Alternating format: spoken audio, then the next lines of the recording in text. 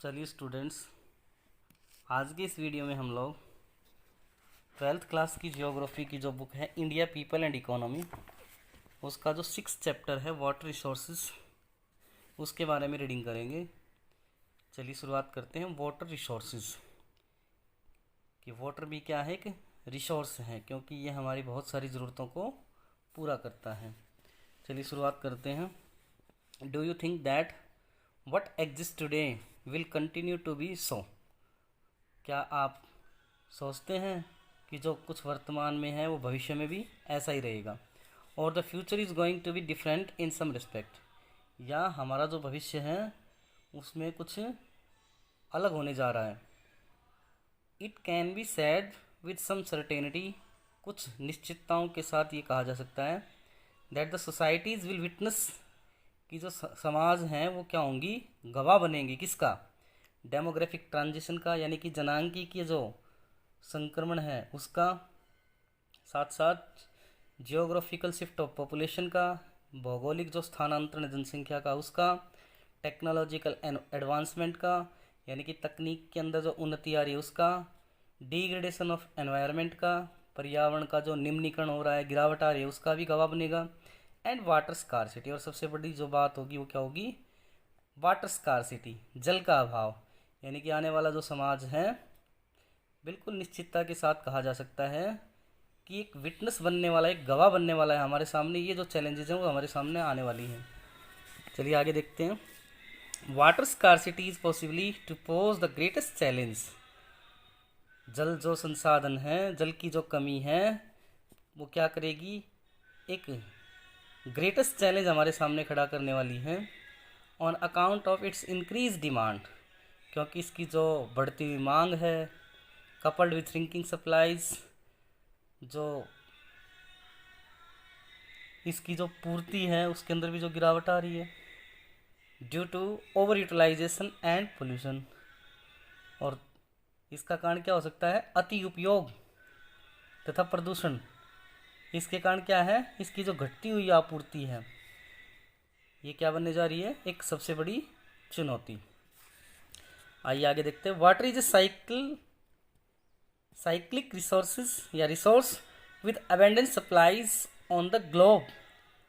ये कह रहा है कि जल एक साइक्लिक रिसोर्स है, चक्रीय संसाधन है, यानी कि धीरे धीरे इसका जो निर्माण है वो होता रहता है।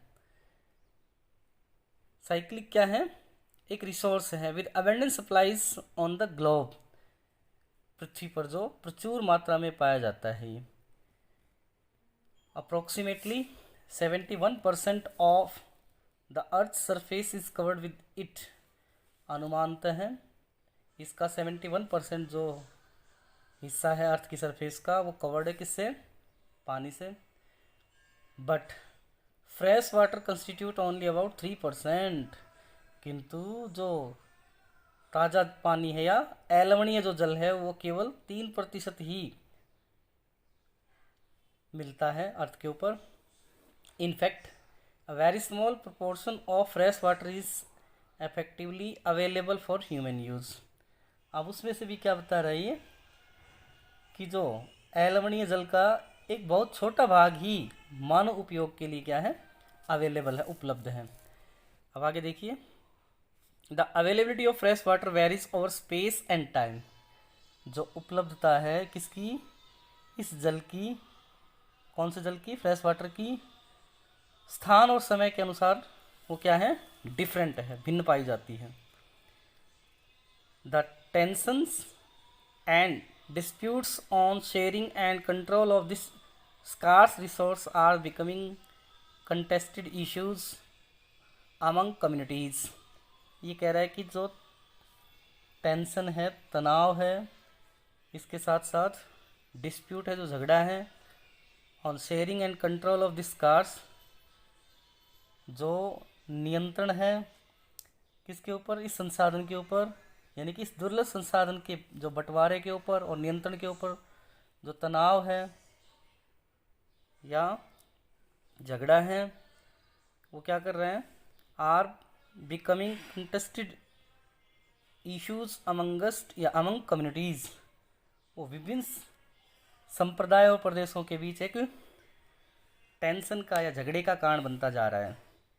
झगड़े का कारण बनने का क्या कारण क्या आता है यहाँ कि उनके बीच में तनाव रहता है। जैसे दो स्टेट्स का हम लोग एग्जाम्पल ले सकते हैं।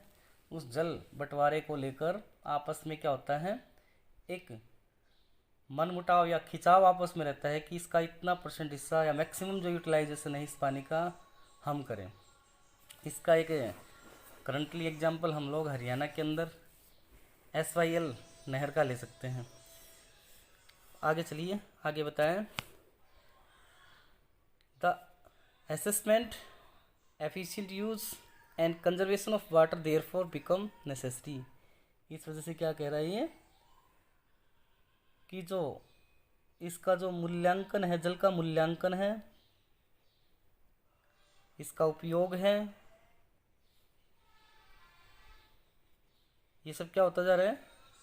कौन सा उपयोग? Efficient use and conservation of water, और इसका जो संरक्षण है देयरफॉर बिकम नेसेसरी, इस वजह से ये अनिवार्य हो गया है। टू इंश्योर डेवलपमेंट, किसके लिए? विकास को सुनिश्चित करने के लिए।